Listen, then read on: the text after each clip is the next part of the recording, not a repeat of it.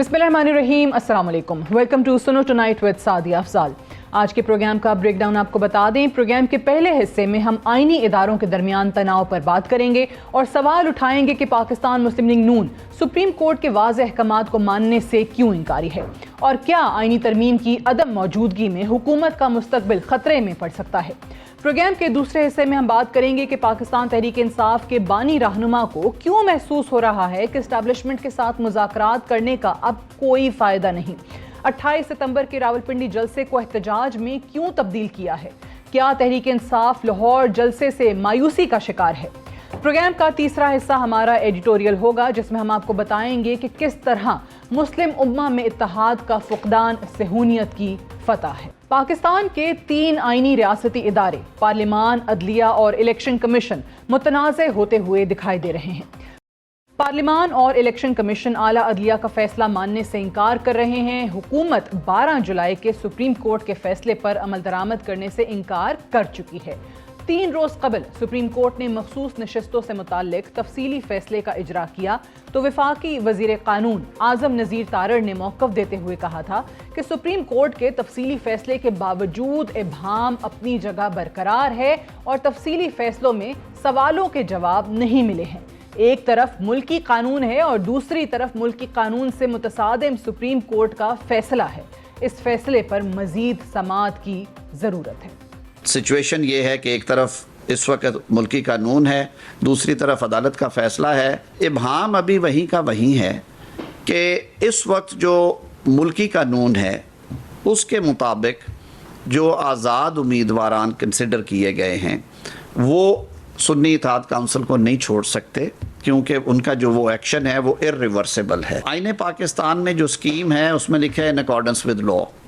In accordance with law जो है, जो रेलिवेंट प्रोविजंस है मैं आपके सामने कोट कर रहा हूँ, तो उसको मद्देनज़र रखा जाए तो ये सीट्स जो हैं ये नहीं दी जा सकती।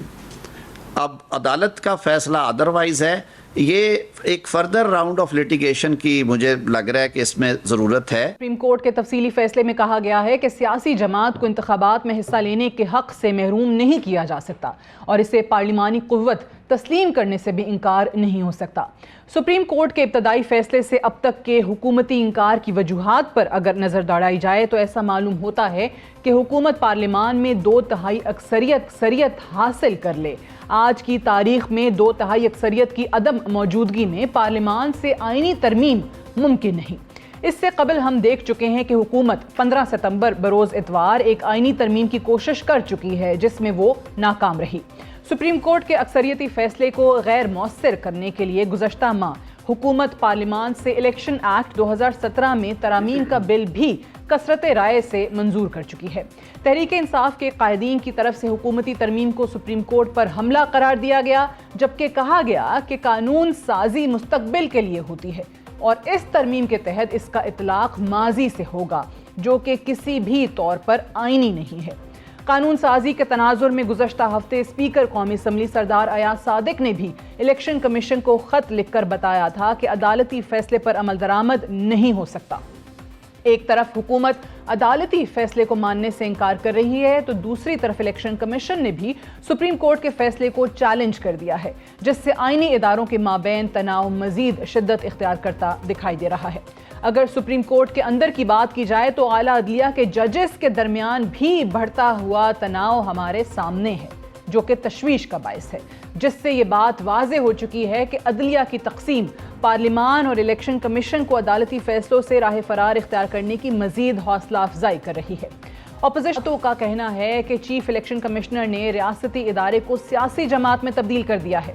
प्रोग्राम के इस हिस्से में हम सवाल उठाएंगे कि मुस्लिम लीग नून की हुकूमत क्यों अदालती फैसले से राह फरार चाहती है, आईनी तरमीम क्यों हुकूमत के लिए अहम है और क्या आईनी तरमीम की अदम मौजूदगी की सूरत में हुकूमत का मुस्तकबिल भी खतरे में पड़ सकता है। इस पर बात करने के लिए हमारे साथ मौजूद हैं पाकिस्तान मुस्लिम लीग नून के सीनियर रहनुमा सेनेटर नासिर भट्ट साहब। बहुत बहुत शुक्रिया सेनेटर साहब, आपने प्रोग्राम के लिए वक्त निकाला। सबसे पहले तो बात करते हैं कि ये जो 12 जुलाई का فیصلہ عدالتی اور اس کے بعد پھر ہم نے دیکھا ہے کہ تفصیلی ڈیسیجن بھی ہمارے سامنے آ چکا ہے. حکومت نے صاف بتا دیا ہے کہ کیونکہ چیزیں کلیئر نہیں ہیں تو ہم اس پر عمل درآمد نہیں کر سکتے. آج الیکشن کمیشن نے بھی باقاعدہ سپریم کورٹ میں صرف رجوع نہیں کیا بلکہ چیلنج کر دیا ان کے اپنے ڈیسیجن کو. ریپرکشنز کیا ہوں گے اس کے؟ بسم اللہ الرحمن الرحیم. دیکھیں آپ نے جو کچھ کام اس میں سے خود ایک چیز سامنے نظر آتی ہے کہ دیکھیں سپریم کورٹ جو ہوتا ہے وہ جو ہم لوگ سب جگہ سے مایوس ہوتے ہیں تو پھر سپریم کورٹ چلے جاتے ہیں انصاف لینے کے لیے.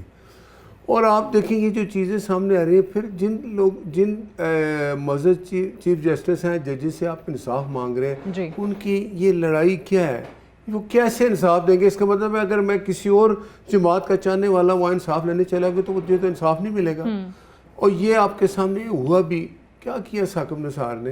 وہ چیف جسٹس تو کہلانے کے قابل ہی نہیں ہے. اس نے کیا کچھ آئین کے ساتھ کیا؟ آپ مجھے بتائیں. یہ مخصوص نشستوں والی بات کر لیتے ہیں.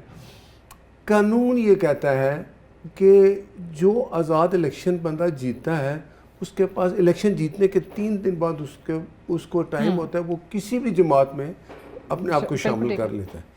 اب بات یہ ہے کہ اب وہ 3 دن بعد وہ سنی اتحاد میں چلے گئے, کسی بھی جماعت میں چلے گئے. یہ نہیں تھا وہ خود اپنی مرضی سے گئے سنی اتحاد میں. اب مجھے بتائیں کون سا قانون ہے؟ سپریم کورٹ نے تو امپلیمنٹیشن کر دیا نا. کوئی قانون ہے, قانون بناتی ہے پارلیمنٹ. وہ صاف لکھا ہے جی کہ جب آپ ایک جماعت میں چلے جائیں گے تو پھر آپ اس جماعت کو چھوڑ نہیں سکتے. اب سپریم کورٹ کے معزز جج صاحبان نے ان کو کہا ہے کہ ہم آپ کو اجازت دے رہے ہیں, آپ سنی اتحاد چھوڑ دیں, 15 دن آپ کو دے رہے ہیں, آپ فلاں جماعت میں چلے جائیں. بھائی یہ اگر یہ قانون ہے تو ٹھیک ہے, آپ مجھے بتا دیں یہ قانون ہے نا؟ یہ قانون بالکل نہیں ہے. اور فلور کراسنگ کا معنی یہ ہوتا ہے, دیکھیں ہارس ٹریڈنگ اس لیے ختم کی گئی نا کہ آپ نے اگر ووٹ دینا ہے تو وہ جب آپ ووٹ دیں گے ووٹ وہ گنا جائے گا, پھر وہ بندہ ڈسکوالیفائی ہو. یہاں تو یہ بھی ہوا کہ پنجاب اسمبلی میں جب ووٹ دیا گیا وہ ووٹ بھی نہیں گنا گیا اور ان کو ڈسکوالیفائی بھی کر دیا گیا, اور ایک سٹنگ وزیر اعلیٰ کو اٹھا کے واپس کر دیا گیا کیونکہ آپ نے یہ 10 ووٹ تھے, وہ 11 جتنے ووٹ تھے وہ جی آپ کے نہیں ہیں. تو بات یہ ہے کہ پاکستان میں عدلیہ جو ہے نا, عدلیہ کا کام ہے انصاف دینا اور قانون کے مطابق. اب ایک قانون ہے ہی نہیں تو آپ مجھے بتائیں, آپ نے لکھ دیا مخصوص نشستوں پہ 41 لوگ ہیں میرا خیال ہے کہ جی الیکشن کمیشن کو کہا جی آپ ایسا کریں, ان کے نیا نوٹیفیکیشن ایشو کریں, ان کو ادھر جانے دیں. وہ کہتا ہے جی یہ قانون میں لکھا نہیں ہے, آپ ہمیں بتائیں یہ کیسے ہو سکتا ہے. پارلیمنٹ کہتی ہے کہ ایسا نہیں ہو سکتا. تو پھر آپ مجھے بتائیں اس میں یہ قصور کس کا ہے کہ چیف جسٹس صاحب نے اگر 8 معزز جج صاحبان نے ایک چیز لکھی ہے تو پھر وہ بتا بھی دیں کہ آپ ایسا کریں کہ 62 63 کو بھول جائیں. لیکن دیکھیں یہ جس طرح آپ نے بھی کہا کہ پہلے ہم کہتے تھے لوور کورٹس میں چلیں ججز کی ڈیوائیڈ آپ کو نظر آتی تھی, اب تو باقاعدہ آپ کو سپریم کورٹ کے ججز میں ڈیوائیڈ نظر آتی ہے. اور وہ اصل چیز تو یہ ہے کہ پبلک بھی ہونا شروع ہو گئی ہے. جس طریقے سے منصور علی شاہ صاحب نے خط لکھا ہے چیف جسٹس صاحب کو, چیف جسٹس صاحب نے جواب دیا ہے. پھر اوپر سے جو حکومت کی پروپوزڈ آئینی ترمیم ہے جس میں ایک ناکامی آپ لوگوں کو ہو چکی ہے, دوسرا اٹیمپٹ بھی کہا جا رہا ہے وزیر اعظم کی واپسی کے بعد ہوگا, اب اس میں بھی عدالت کو لے کر ججز کو لے کر چیزیں ہیں. اس کا کوئی منطقی انجام بھی ہے کہ ہر تھوڑے دور کے بعد ہم دیکھتے ہیں کہ کوئی ترمیم کی ضرورت پڑ جاتی ہے اور پھر یہ مسئلہ ہوتا ہے نمبر پورے نہیں ہو رہے. بالکل بات آپ کی ٹھیک ہے. دیکھیں پہلے وہ جو تھا نا پریکٹس اینڈ پروسیجر میں کیا تھا کہ یہ تو ہماری حکومت نے کیا نا کہ قاضی فائز صاحب نے کہا جی کہ 2 جو 7 سینئر ججز ہیں 3 بیٹھ کے جو کوئی بھی کیس آتا ہے وہ ایک بنتا ہے پینل, اس میں کون کون ججز بیٹھیں گے. یہ تو ایک اچھی بات کی, بینچ کی تشکیل جو تھی. پھر کیا ہوا آپ دیکھیں, آپ مجھے بتائیں مخصوص نشستیں جو آپ نے ایک فیصلہ کر لی 8 ججز نے, اس کا ریویو کا ٹائم آیا تو پھر منصور علی شاہ صاحب نے کہا میں تو چھٹی پہ, میں تو آیا ہوں موجود نہیں. اب آپ چھٹی پہ چلے گئے تو کیا پھر وہ آپ انتظار کرتے رہے. پھر یہ جو یہ آرڈیننس آیا اس لیے آیا کہ بھائی 5 ججز جو سینئر ترین 5 ججز ہیں اگر کوئی چھٹی پہ چلا گیا ہے تو دوسرے بیٹھ کے دوسرا آ جائے تو وہ اس کا بینچ بنا دیں. یہ تو کوئی بری بات نہیں ہے. اب ہمیں بتائیں کہ اب یہ جو 41 نشستیں ہیں آپ چاہتے ہیں جی اس پی ٹی آئی کو دے رہے ہیں جو گئے ہی نہیں لینے کے لیے. اور سنی اتحاد جو ہے اس نے دیکھیں الیکشن کمیشن کہتا ہے جی ہمارے پاس تو ریزرو سیٹوں کے لیے آپ پہلے نام دے دیتے ہیں نا, تو انہوں نے نام بھی نہیں دیے سنی تو آپ مجھے یہ بتائیں یہ کس طرف جائیں. قانون جو کہتا ہے ہم نے تو قانون کو فالو کرنا ہے نا. باقی چیف جسٹس صاحب اور باقی منصور علی شاہ صاحب یہ ججز کا ٹھیک ہے, بٹ اب حکومت کیا کرے گی؟ جیسے لا منسٹر نے کہا ہے کہ another round of litigation might be needed for this. دیکھیں ہم نے پہلے کہا تھا کہ اگر 2/3 اکثریت ہوگی تو قانون پاس ہوگا. یہ پارلیمنٹ کا حق ہے, اس کو کوئی نہیں لے سکتا. آپ نے ٹھیک کہا, ہم نے مولانا صاحب سے بات کی, مولانا صاحب نے کہا جی کہ مجھے یہ جو آپ مسودہ لے گئے ہیں مجھے ٹائم چاہیے, میں دیکھنا چاہتا ہوں. وہ اپنے اور دوسرے اٹیمپٹ میں مولانا صاحب ساتھ دے دیں گے, اس کی کیا گارنٹی ہے؟ مجھے یقین ہے کہ مولانا صاحب ایک زیرک انسان ہے, وہ ایک سیرک سیاستدان ہے, وہ ہمارا ساتھ, ہمیں یقین ہے.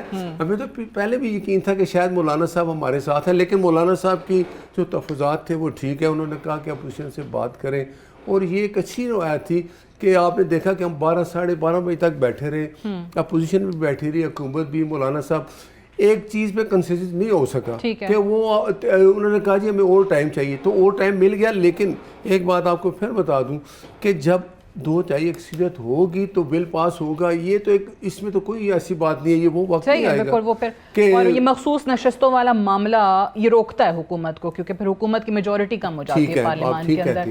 اب ایک اور معاملہ, اب پاکستان تحریک انصاف نے آج کہا ہے کہ جی ہم کسی صورت یہ آئینی ترمیم نہیں ہونے دیں گے, سب سے بڑی رکاوٹ ہم بنیں گے.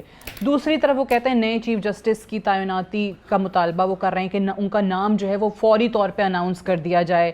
یہاں حکومت کو لے کے, آئینی ترمیم کو لے کے ایک چیز ہے کہ جناب موجودہ چیف جسٹس کی ایکسٹینشن ہو جائے گی. ان کو لگتا ہے نئے چیف جسٹس آئیں گے تو ان کا سروائیول ہے, آپ کو لگتا ہے یہ جائیں گے تو آپ کا سروائیول نہیں ہے. تو یہ کیا چیف جسٹس والا کیا معاملہ کرنے جا رہے ہیں؟ بات یہ دیکھیں, جب آئے گا نئے چیف جسٹس کا بھی ٹائم جب آئے گا تو وہ چیف جسٹس صاحب آئیں گے, اس میں کوئی نہیں. دیکھیں جو بات ہے نا کہ ایج کی, کہ آپ 3 سال بڑھا دیں, وہ سب کے لیے ہے, ججز کے لیے. ایک ججز کا اطلاق پھر ابھی سے ہو جائے گا, اگر دیکھیں اطلاق ابھی سے ہو جاتا ہے, اگر بل پاس ہو جاتا ہے. میں نے پھر کہا, میں بار بار کہتا ہوں جی اگر ہمارے پاس 2/3 اکثریت ہوگی اب تو ہم یہ بل پاس کریں گے, نہیں تو بل پاس نہیں ہوگا. اور دوسرا آئینی عدالت ہے وہ تو اس کا تو ہونا بہت ہی ضروری ہے. دیکھیں سپریم کورٹ میں 60,000 کیسز پڑے ہوئے ہیں, ٹھیک ہے, لوگ انصاف مانگ رہے ہیں. کسی کی کوئی بچوں کی کہتے ہیں نا کہ وہ امن بیوی لڑتے ہیں تو وہ جاتے ہیں کہتے ہیں بچے میرے پاس ہوں.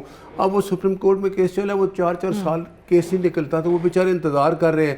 یہاں کوئی سیاسی کیس آ جاتے ہیں, اس کے لیے 3 دن 4 دن جج سب کام چھوڑ کے اس پہ چل جاتا ہے. آئینی عدالت ہو جائے, یہ اس کا کام ہوگا, اور یہ جو عدالتیں ہوں گی یہ اپنا کام کریں گے. یہ تو ایک اچھی بات ہے. ٹھیک ہے, اس میں سینیٹر صاحب ایک بات بتائیے, بہت سارے کام حکومت جو ہے وہ شاید صحیح کر بھی رہی ہوتی ہے, لیکن جس طریقے سے کیا جاتا ہے, میں مثال دیتی ہوں, یہ جو پریکٹس اینڈ پروسیجر ایکٹ کی جس کی اب بات کریں, ترمیم, اس میں بہت ساری ایسی چیزیں ہیں جو اس وقت پاکستان تحریک انصاف کرنا چاہتی تھی. وہ بندیال صاحب کے بارے میں کہتے تھے کہ جی ان کو ماسٹر آف دا روسٹر ہونا چاہیے, اس وقت آپ اس کے خلاف تھے, لیکن اب وہی چیز آپ کر رہے ہیں تو پاکستان تحریک انصاف اس کے خلاف ہے. تو آپ کو نہیں لگتا طریقہ کار غلط ہے کہ آپ کی کیبنٹ کے لوگوں کو ہی نہیں پتا ہے کہ اس مسودے میں کیا ہے, آپ کے پارلیمنٹیرینز کو ہی نہیں پتا ہے کہ اس مسودے میں کیا ہے, کہ پہلے اپنے لوگوں سے تو بات کر لیں, ان کو تو بتا دیں کرنے کیا جا رہے ہیں؟ دیکھیں یہ بات بالکل کنسیپٹ ایسا ہے کہ جی پتہ نہیں. دیکھیں مسودہ جب تیار ہوتا ہے, تیار ہو کے وہ اسمبلی میں آتا ہے, اسمبلی میں پھر اپوزیشن کے سامنے اور جو حکومت ہے وہ آپس میں اس میں ڈیبیٹ کرتے ہیں, پھر وہ ایک پبلک ڈاکومنٹ بن جاتا ہے, ٹھیک ہے. آپ مجھے بتائیں مولانا صاحب نے جب یہ کہا, یا اپوزیشن نے کہا, جب ہم بیٹھے رہے 12 ساڑھے 12 تک, آپ کو پتا ہوگا, تو انہوں نے کہا ہمیں کچھ اور وقت چاہیے, ہم اس کو پڑھ لیں. اس کا مطلب ہے ان کے پاس تھا نا, تبھی کہا نا کہ ہم پڑھ لیتے ہیں. لیکن یہ تو ایک الزام ہے اپوزیشن کا, جی ان کو پتہ نہیں ہے. بھائی آپ کے پاس بھی تھا, مولانا صاحب بھی بیٹھ گئے. ہمیں تو خوش فہمی تھی شاید کہ ہم یہ جو مولانا صاحب ہیں وہ یہ مسودہ پڑھ کے کچھ چیزوں پہ ظاہر انہوں نے اتفاق نہیں کیا, وہ کہتے تھے جی ایکسٹینشن نہ کریں, ختم کر دیا. لیکن پھر وہ ٹائم انہوں نے کہا جی ہو گیا, اتنی جلدی نہیں ہے, ہمیں اور 8-10 دن دے دیں, تو وہ دے دیے.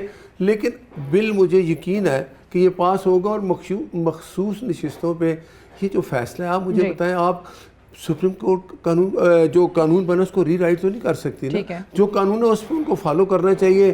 لیکن جو سپریم کورٹ کے معزز جج صاحبان کی آپس کی جو لڑائی ہے اس کی وجہ سے سب کچھ ہو رہا ہے، اس کی وجہ سے قوم بھی مایوس ہوگی. دیکھیں نا یہ کیسے ہو سکتا ہے کہ ہم تو سمجھتے ہیں عوام کے جی ہم اگر سپریم کورٹ میں چلے گئے عدالت کے پاس, وہ سپریم عدالت ہے, وہ ہمارے ساتھ تو انصاف آپ کو لگتا ہے کرے کہ گی. اس والی لڑائی کو روکنے کا واحد حل یہ آئینی ترمیم ہے؟ یہ آئینی ترمیم ہے, یہ ٹھیک ہو جائے گی. انفارچونیٹلی ٹائم ختم ہو گیا ہے. بہت بہت شکریہ.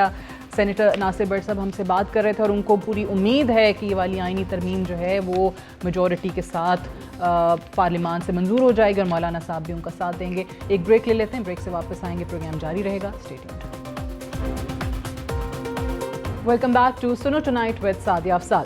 حکومتی اتحاد آئینی ترمیم سے پیچھے ہٹتا ہوا دکھائی نہیں دے رہا. وزیر اعظم شہباز شریف کی اقوام متحدہ کے اجلاس سے وطن واپسی کے بعد توقع کی جا رہی ہے کہ ترمیم کی منظوری کے لیے دونوں ایوانوں کا اجلاس اکتوبر کے پہلے ہفتے میں طلب کیا جائے گا.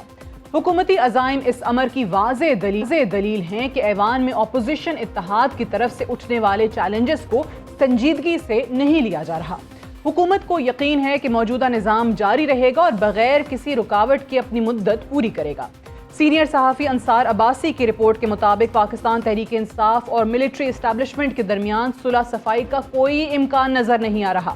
رپورٹ نے تحریک انصاف کے اندر پائی جانے والی سوچ کہ نئے چیف جسٹس کی تعیناتی کے بعد شہباز حکومت قائم نہیں رہ سکے گی کی بھی نفی کی ہے. تحریک انصاف کے بانی رہنما کے گزشتہ ایک ہفتے میں دیے جانے والے بیانات کا مشاہدہ کیا جائے تو اس امر کی تصدیق ہوتی ہے کہ وفاق میں حکومت کو اپوزیشن جماعتوں بالخصوص تحریک انصاف کی طرف سے اٹھنے والے سیاسی چیلنجز سے کوئی خطرہ نہیں ہے. گزشتہ روز اڈیالہ میں صحافیوں سے بات کرتے ہوئے 28 ستمبر کو راولپنڈی میں جلسے کے بجائے احتجاج کرنے کا اعلان کرتے ہوئے بانی رہنما کا کہنا تھا کہ اسٹیبلشمنٹ سے کسی قسم کے مذاکرات کا کوئی فائدہ نہیں. جب ایک صحافی نے ان سے سوال کیا کہ رؤوف حسن نے کہا ہے کہ اسٹیبلشمنٹ سے مذاکرات ہماری پارٹی پالیسی ہے, تو اس پر بانی رہنما کا کہنا تھا کہ رؤوف حسن کو غلط فہمی ہوئی ہے, اسٹیبلشمنٹ سے کسی قسم کے مذاکرات کا فائدہ نہیں ہے. بانی رہنما نے پارٹی کے دیگر قائدین بشمول وزیر اعلیٰ خیبر پختونخوا علی امین گنڈاپور کے لیے بھی یہی ہدایات جاری کی ہیں کہ اسٹیبلشمنٹ سے مذاکرات نہ کیے جائیں. تحریک انصاف کے بانی قائد کے بیانات میں مایوسی کا عنصر نظر آتا ہے. موجودہ بیان سے ایک روز قبل بانی رہنما نے اگلے چیف جسٹس کے اعلان کا فوری مطالبہ کیا تھا اور الزام لگایا تھا کہ گینگ آف 3 کی توسیع کی وجہ سے سارا ملک داؤ پر لگا ہوا ہے. یہاں سارے فیصلے لکھے آتے ہیں اور ججز آ کر سنا دیتے ہیں. یہ چاہتے ہیں کہ سپریم کورٹ اور ہائی کورٹ کے ججز بھی ان کے تابع ہو جائیں. کے اس حصے میں ہم جاننے کی کوشش کریں گے کہ کیا وجہ ہے کہ کیوں تحریک انصاف کے بیانیے میں مایوسی دکھائی دے رہی ہے. اسٹیبلشمنٹ کی بجائے حکومت اتحاد کے ساتھ مذاکرات کیوں ممکن نہیں. مستقبل کا سیاسی لائحہ عمل کیا ہوگا اور جلسے کے احتجاج میں تبدیلی کی آخر وجہ کیا ہے. اس پہ بات کرنے کے لیے ہمارے ساتھ موجود ہیں پاکستان تحریک انصاف کے سینئر رہنما اور سینیٹر ہمایوں محمد صاحب. بہت بہت شکریہ سینیٹر ہمایوں محمد صاحب آپ نے جوائن کیا. سب سے پہلے تو اوبویسلی لاہور کا جلسہ ہم نے دیکھا, پھر پنڈی میں یہی سنا کہ جی جلسہ ہو رہا ہے. پنڈی میں جلسہ نہیں ہے, پنڈی میں صرف احتجاج کیوں ہے؟ بسم اللہ الرحمن الرحیم. ایاک نعبد و ایاک نستعین. دیکھیں اس طرح ہے کہ نارملی ایک پیٹرن ہوتا ہے. پیٹرن یہ ہوتا ہے کہ میں جلسہ کرتا ہوں اور میں جلسے میں اگر میری بات نہیں مانی جاتی یا کچھ ہوتی ہے تو میں اس کے نیکسٹ سٹیپ میں جاتا ہوں اور میں جلسے میں اعلان کرتا ہوں کہ ہم اس بات پہ احتجاج کریں گے. سو دیٹ مینس احتجاج is the second level of that thing. اس کے آگے پھر آپ لانگ مارچ اور اس کے آگے پھر ڈسرپشن وہ ساری چیزیں ہوتی ہیں. یہ ہم لوگوں نے دیکھا ہے, ہم لوگوں نے ایک دفعہ کوشش کی ہے اسلام آباد میں, ہمیں جو جگہ دی گئی تھی میں وہاں گیا تھا, کھڈے تھے, کیچڑ تھا, اور پلس یہ تھا جو انہوں نے ہمیں روٹس دیے گئے تھے ان روٹس کو بھی انہوں نے بلاک کیا ہوا تھا. تو اس کے باوجود بھی خیر وہاں پہ کر لیا. پھر جس طریقے سے انہوں نے آ کے آدھے پونے گھنٹے میں انہوں نے آ کے وہاں پہ جو توڑ پھوڑ شروع کر دی کہ جی 1 گھنٹہ پونا گھنٹہ لیٹ ہو گیا فلانا ہو گیا, وچ واز ناٹ. ایک ڈیموکریٹک پروسیس کے اوپر جو بلیو کرنے والے لوگ ہیں وہ ایسا نہیں کرتے. اس کے بعد پھر ہم نے لاہور کا کیا, انہوں نے لاہور میں جو جگہ دی مویشی منڈی, وہاں پہ اس جاتے ہوئے وہاں پہ جگہ جگہ کچرا. خیر لاہور میں جب کچرا جمع ہوا ہے تو جگہ جگہ کچرا ہی نظر آئے گا, اور کیا نظر آئے گا, ٹھیک ہے, ایوری تھنگ از ریفلیکٹڈ.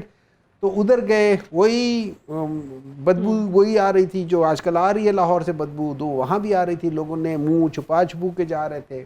خیر بعد میں نخواستہ وہ کر دیا, پھر ایز یوزول لائٹیں بھی آف کر دی. جب ڈر لگنا شروع ہوا لوگوں نے اپنے وہ لائٹیں دکھا کے بھی کر دیا کہ کتنا بڑا تھا. کٹنگ شارٹ ان لوگوں نے اگین اس کو صحیح طریقے سے نہیں کیا جو پرابلی ہم سمجھتے تھے کر لیں گے. ڈر گئے تھے یا ڈرے ہوئے تھے یا whatever reasons, I don't know. پھر ہم نے کہا کہ ہم راولپنڈی میں کرتے ہیں. ہم لوگوں نے تو اس سے پہلے 2022 کے پورے سال میں کوئی 126 یا 127 ہم نے جلسے کیے تھے, ہر شہر میں کیا تھا. تو یہاں پہ بھی ہم نے کہا کریں گے. اب یہاں پہ پتہ نہیں ہے کیوں زیادہ ڈر گئے. تو ان لوگوں نے کہا کہ نہیں, اجازت نہیں ملی یا اس کے اوپر ڈیلے کر رہے یا آخری دن کے لیے یا فلانے دن کے لیے. تو ہم نے کہا کہ یار اس کا پھر یہ طریقہ نہیں ہے. پھر میرے خیال میں the next step should be there کہ ہم اس کی بجائے ہم احتجاج کریں گے. جلسہ کرنا, بیسک کانسیپٹ جلسے کا یہ ہوتا ہے کہ آپ عوام کے ساتھ کنیکٹ ہوں, بریانی کے تھرو نہیں, قیمے والے نان کے تھرو نہیں, آئیڈیالوجی کے تھرو آپ کنیکٹ ہو اور آپ ان کو کہیں, ان کے اندر جائے, کیونکہ وہ آپ کو چننے والے ہیں. اب اگر وہ آپ کو وہ کنیکٹ نہیں ہونے دیتے تو پھر نیکسٹ ہوتا ہے کہ آپ اس کے بارے میں ایک احتجاج کرتے ہو. اچھا, احتجاج کا بھی طریقہ یہ ہو سکتا ہے کہ آپ جا کے عوام کے ساتھ مل کے آپ احتجاج کرتے ہو کہ آؤ ہم مل کے اس بات پہ احتجاج کرتے ہیں. اور یہ آئین کے لحاظ سے that is what it is. It is as per the constitution of Pakistan. It is as per the norms of democracy. بالکل صحیح. Having said that, آپ کے بہت سارے لوگ ٹاک شوز میں آ کے آن ریکارڈ موجود ہیں جو کہتے تھے کہ اسٹیبلشمنٹ سے بات ہونی چاہیے, اس حکومت سے ہم بات نہیں کر سکتے, بٹ ملٹری اسٹیبلشمنٹ کیونکہ ایک میجر اسٹیک ہولڈر ہے, ہمارے تحفظات بھی ان کے ساتھ ہیں, تو ان کے ساتھ ہی ڈائلاگ ہوں گے. آپ رؤف حسن صاحب نے بھی کہا, جو خان صاحب نے کہا کہ ان کو شاید غلط فہمی ہو گئی ہے. اس سے پہلے شہریار آفریدی اور تمام لوگ بات یہ کر چکے ہیں. آل آف اے سڈن کیا ایسا ہوا, ایسی کیا ڈس اپوائنٹمنٹ آئی کہ کہا جا رہا ہے کہ نہیں اب ان سے بات کرنے کا فائدہ ہی نہیں ہے, ان سے مذاکرات کرنے ہی نہیں ہے؟ سادہ جی اس طرح ہے کہ میں شاید وہ الفاظ جو آپ استعمال کر رہی ہیں میں اس کی بجائے ڈفرینٹ لفظ استعمال کر رہا ہوں. میں ڈس اپوائنٹمنٹ کی بجائے ریزولو کہہ دوں گا کہ ایسی کیا چیز آئی ہے کہ میں نے اپنا وہ چینج کر لیا کہ بھائی اب نہیں کرنے مذاکرات. دیکھیں ایسا ہوتا ہے کہ میں یا اپنی اسٹرینتھ پہ یا اپنی ویکنیس پہ کھیلوں گا. اگر مجھے پتہ چل جائے کہ یار یہ لوگ پھنس گئے ہیں, ٹھیک ہے نا, تو میں اپنے بالر کو کہوں گا اور زور سے وہ کراؤ. وہ لوگ پھنس گئے میرے خیال میں وہ ایسے پھنسے ہوئے ہیں. دیکھیے اس وقت اس ملک کو جس سٹیبلٹی کی ضرورت ہے, جس کو ہم پولیٹیکل سٹیبلٹی کہتے ہیں, وہ بغیر پی ٹی آئی کے پلڑے کو برابر کیے آپ لا نہیں سکتے. ہوتا یہ ہے کہ فرض کریں میرے پاس یہ 5-6 چیزیں ہیں, میں ان میں سے سب سے بھاری چیز کو ایک پلڑے میں رکھوں گا اور پھر ہلکی چیزیں چھوٹی چھوٹی 5-6 ڈال کے اس کے برابر کروں گا. پاکستان میں سب سے بھاری پلڑا پی ٹی آئی کا ہے. آپ نے وہ رکھنا ہے اور اس کے بعد یہ وہ 5 گرام 10 گرام 6 گرام والی چیزیں لا کے نا چھوٹے چھوٹے کچھ چیز نظر نہیں ہے تو چھوٹے موٹے پتھر جس کا پتہ ہو کہ اس کا وزن اس کے برابر ہے وہ بھی اٹھا کے رکھ دیے. آپ نے اس وزن کو برابر کرنا ہے. وہ ہے پاکستان تحریک انصاف یا دوسرے لفظوں میں عمران خان. آپ نے اس کو برابر کرنا ہے, آپ نے وہاں لانا ہے. ادروائز یہ پاکستان پولیٹیکل سٹیبلٹی کی طرف نہیں جائے گا. بات کیے بغیر ہوگا کیسے؟ لائک ملٹری اسٹیبلشمنٹ سے اب آپ کہتے ہیں بات نہیں کرنی, خان صاحب نے کہہ دیا فائدہ نہیں ہے, سیاسی حکومت سے آپ لوگ پہلے ہی کہتے ہیں کہ بھائی یہ تو کسی کھاتے میں نہیں ہے. میں اسی طرف آ رہا ہوں. اس طرح ہے کہ ہم لوگ یہ سمجھتے ہیں, آپ کو بھی پتہ ہے, آپ کہیں نہ کہیں وہ اور بات ہے, but you understand what I am saying, کہ پاکستان میں کہنے نہ کہنا اور بات ہے, لیکن سب سے زیادہ اسٹیک انوالوڈ ہماری اسٹیبلشمنٹ کے ہیں, and they are well entrenched into the politics of Pakistan. اب یہ جو حکومت ہے, مولانا فضل الرحمان صاحب بھی کہتے ہیں کہ ان کی آئینی کوئی حیثیت نہیں ہے.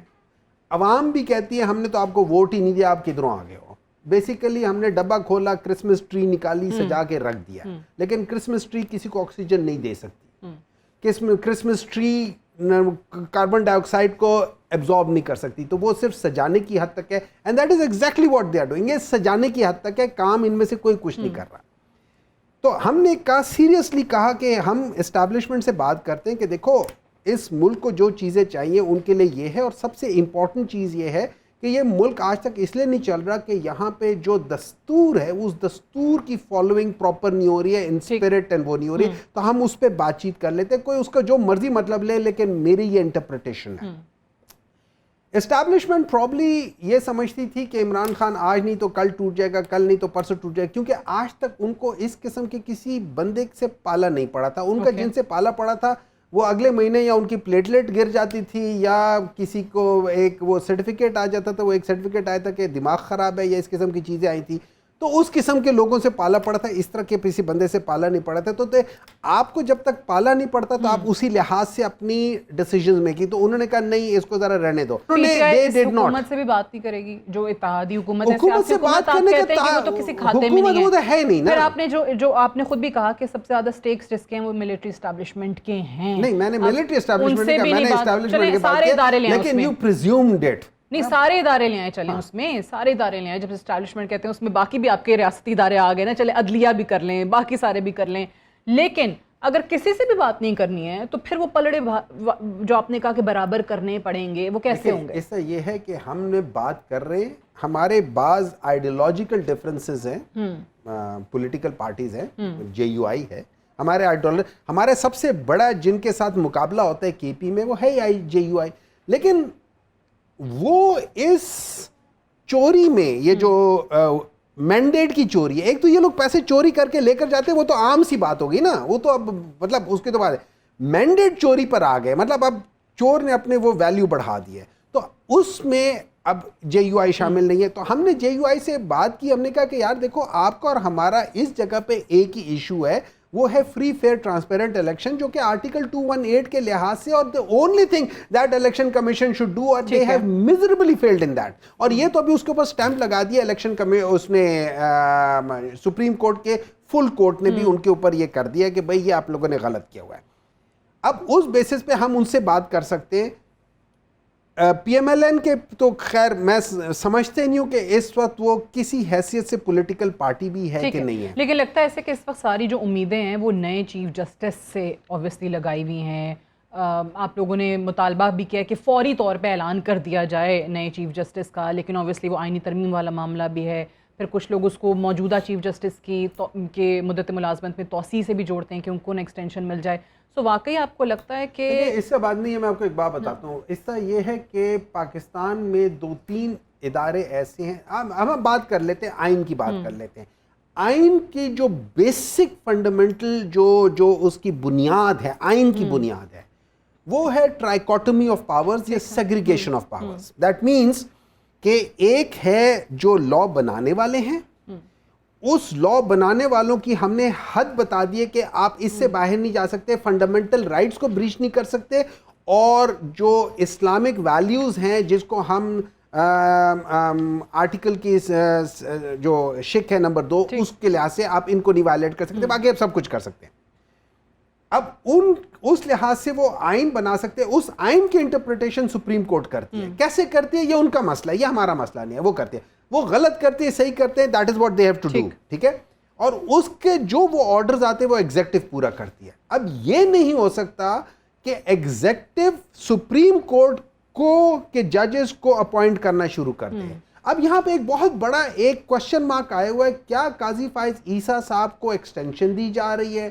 کیا قاضی فائز عیسیٰ صاحب کو اٹھا کے ایک اور وہ بنا رہے پیرلل وہ بنا رہے، اور اس کو جو آئینی عدالت ہے، اور آئینی عدالت کو پھر اس سپریم کورٹ کے اوپر رکھ رہے، مثالیں دیتے ہیں امریکہ میں supreme court is the highest authority, جو وہاں کی آئینی عدالت ہے that is subservient to supreme court. تو اس لحاظ سے اچھا اس جو ایمبیگوٹی ہے اس کو کلیئر کرنے کے لیے جب آپ اس سے پہلے والے چیف جسٹس کا 3 مہینے پہلے کر سکتے تھے، تو اس ایمبیگوٹی کو ختم کرنے کے لیے آپ مہینہ پہلے کیوں نہیں کہا؟ اب تو مہینہ بھی نہیں رہا، بالکل صحیح، اب تو مہینہ بھی نہیں رہا، ابھی تو ٹوٹل 3 ہفتے رہے، تو 3 ہفتے پہلے تو ہر ایک کا ہو جاتا ہے۔ Why are we trying to create this ambiguity؟ یہ ambiguity پاکستان کے لیے اچھا نہیں ہے۔ اچھا نہیں، چلیں I've run out of time. Thank you very much Dr. Humayun Momin صاحب for talking to us. We'll take a break here. Stay tuned. آج اسرائیل بہت جلد بازی کا شکار نظر آ رہا ہے۔ اسرائیل کی خواہش ہے کہ قتل عام کا نہ رکنے والا سلسلہ جاری رہے۔ اسی کی ایک کڑی گزشتہ کچھ ہفتوں سے جاری اسرائیل لبنان کشیدگی کی صورت میں ہم دیکھ رہے ہیں۔ اسرائیلی بمباری سے اب تک 700 سے زائد شہادتیں جبکہ زخمیوں کی تعداد 2000 سے زائد ہو چکی ہے۔ صہیونی ریاست کے اعلان کردہ اہداف کی بات کی جائے تو اسرائیلی وزیر اعظم نیتن یاہو کا کہنا ہے کہ مشرقی اسرائیل میں آباد کاروں کی واپسی تک حزب اللہ کے ساتھ جنگ جاری رہے گی۔ حزب اللہ کا کہنا ہے کہ مشرقی اسرائیل میں یہودی آباد کار اب اپنی رہائش گاہوں میں واپس نہیں آ سکیں گے اور ان کی زندگی بہت مشکل بنا دی جائے گی، اور ہم اپنے اہداف سے کسی صورت پیچھے نہیں ہٹیں گے۔ اسرائیل اپنی فضائی کارروائیوں کے ساتھ لیبنان پر حملہ آور ضرور ہے، مگر حزب اللہ کے راکٹ اور میزائل حملوں کے نتیجے میں نہ صرف مشرقی اسرائیل بلکہ دیگر علاقوں سے بھی یہودی آباد کاروں کی رہائش پہلے کی نسبت بہت مشکل ہو چکی ہے، بلکہ حملوں کے خوف سے بنکروں میں چھپنے پر مجبور ہیں۔ حزب اللہ کے راکٹ اور میزائل حملے خوف کی علامت بن چکے ہیں۔ آباد کار رات خوف کے سائے میں گزارنے پر مجبور ہیں اور اپنے گھر بار چھوڑ کر پناہ گاہوں میں رہائش پذیر ہیں۔ اسرائیل کامیاب نہیں ہو رہا بلکہ اسرائیل مزید گہرائی میں گرتا ہوا دکھائی دے رہا ہے۔ گزشتہ ہفتے کی کارروائیاں اسرائیل کی اسٹریٹجک ڈیفیٹ کو ظاہر کرتی ہیں۔ اسرائیلی عوام کے لیے اپنے گھروں میں واپسی اب ممکن نہیں رہے گی۔ اس جنگ کا ایک اور پہلو بھی ہے جو پہلے کی نسبت بہت خوفناک ہے۔ اسرائیل لیبنان پر قبضہ کرنے کا خواہش مند نہیں ہے، مگر اسرائیل اپنی ایئر فورس کی مدد سے غزہ کی طرح لیبنان کو کھنڈر بنانے کی صلاحیت ضرور رکھتا ہے۔ لیبنان کو شدید جانی اور مالی نقصان پہنچانا بھی ممکن ہے، جس سے باہر آنے میں لیبنان کو کئی دہائیاں لگ سکتی ہیں۔ آج صہیونیت ہمیں تقسیم کر کے ہم پر راج کر رہی ہے۔ آج بھی اتحاد ہی وقت کی ضرورت ہے۔ اسرائیل ایک وقت میں 3 یا 4 مختلف محاذوں پر جنگ لڑنے کی صلاحیت نہیں رکھتا۔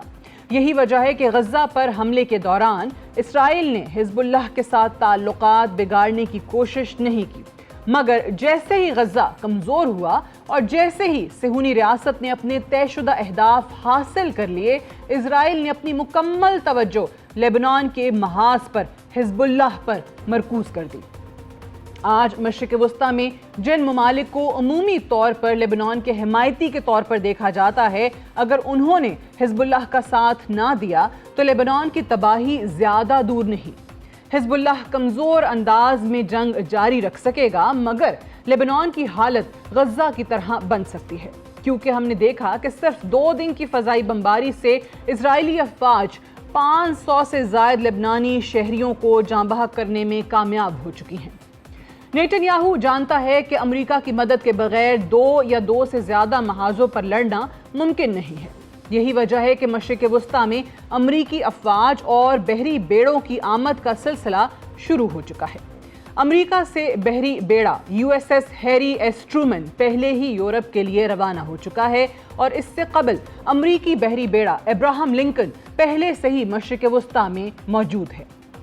زمینی افواج کی بات کی جائے تو آج سے 2 روز قبل 700 سے زائد امریکی فوجی سائپرس پہنچ چکے ہیں، جو کسی بھی ہنگامی صورتحال میں اسرائیل کا دفاع کرنے کے لیے تیار ہیں۔